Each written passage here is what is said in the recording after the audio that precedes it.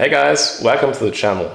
My name is Dorian, and in this video I'm going to talk about my experiences with the Sony 2870 standard zoom lens and whether you should consider buying it.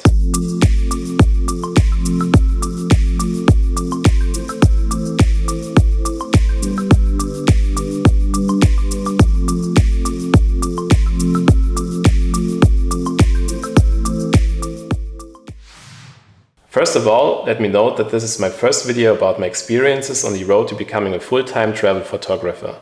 It's not just a review video of the lens, but it's meant to show you the possibilities you have with it. If you are interested purely in the pros and cons of this lens, then feel free to skip to that part later in the video. I started photography about 2 years ago, and my experiences with this lens is from my first year. When I bought my first camera, a Sony Alpha 7 III, it was already a lot of money for me, and I was thinking about what lens I could afford with a good price-performance ratio. I first came to the conclusion to buy a zoom lens so that I could shoot different styles of photography, such as landscape, street photography or portraits. The Sony 2870 felt like a solid choice for that purpose, because it was much cheaper if you compare it to the other zoom lenses for Sony full-frame lenses. The full price is about 400 euros, and in a bundle with the camera I could even save about 200 euros. After I've informed myself about the basic settings of the camera with YouTube videos and instructions on the internet, I began to try out the camera and the lens in the garden. My first opportunity to really test the lens was on our trip to Austria. Thanks to a business meeting of my girlfriend, our way led us to a castle where we could also watch a show with birds of prey. I was so fascinated by the birds and really wanted to try to catch one mid-flight. However, it was not an easy task, because I first had to figure out the right shutter speed in manual mode so that the picture would be sharp. After a few failed attempts, I finally managed to take this picture of a gorgeous eagle, and I was pretty happy with it at that point and as a newbie in photography. I posted the picture on Instagram, and I was glad and thankful that my picture even got reposted by the official page of the castle.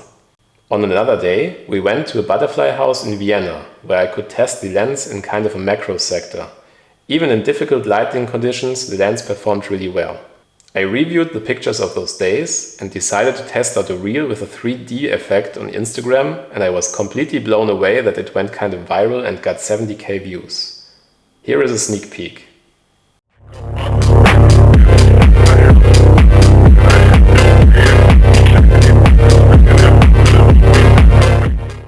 But now let's get to the pros and cons of the lens. First of all, the lens is solidly built and you don't feel like you're holding a piece of plastic in your hand. It has built-in image stabilization and is forgiving slight shakes when you are shooting. The lens also has great image quality, and with its quite affordable price for a standard zoom lens, it's also great value.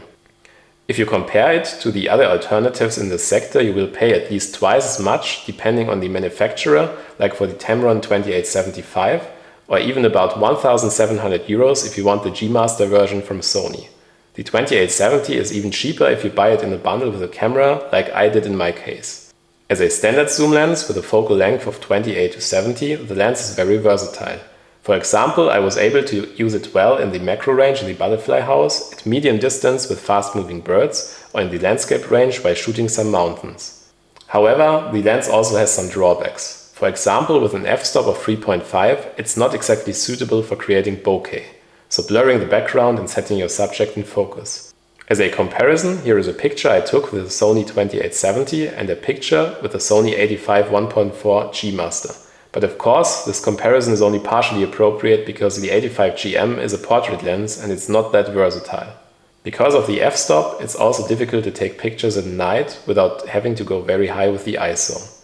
But it helps that the Sony Alpha cameras do a great job in low light so that only slight graininess is visible.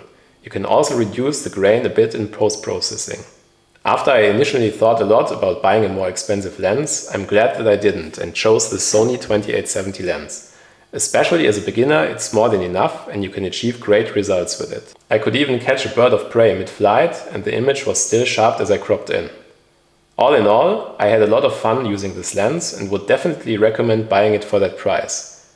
For me personally, it was great to get a good start in photography so that I used it almost my entire first year. It's a great standard zoom lens for a full-frame camera with a low price tag. Alright, so if you're interested in buying the Sony 2870, I've linked the lens in the description of this video. What lens did you use when you started in photography? Let me know down in the comments. And if you enjoyed the video, feel free to like, comment and hit that subscribe button. Have a great day and see you guys in the next one.